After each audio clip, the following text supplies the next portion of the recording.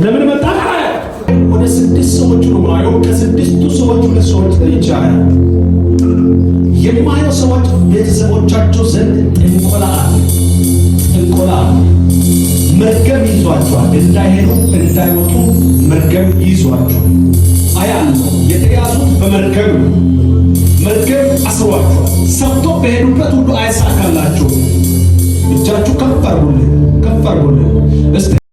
እስቲ ኢየሱስ በሉት። አንድ ለምን መጣ? እናንተ ሊያቃጥል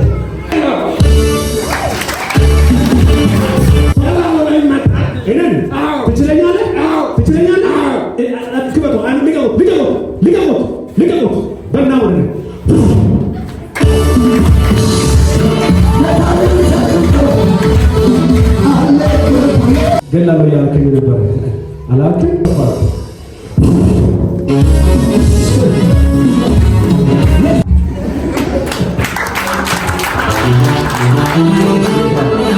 ኢየሱስ ጌታ ዘመንን የበላው 4 ዓመት ሙሉ ያጎሳቆለ ባዶ ያደረገ ጥቅምት ዘመን መጣ።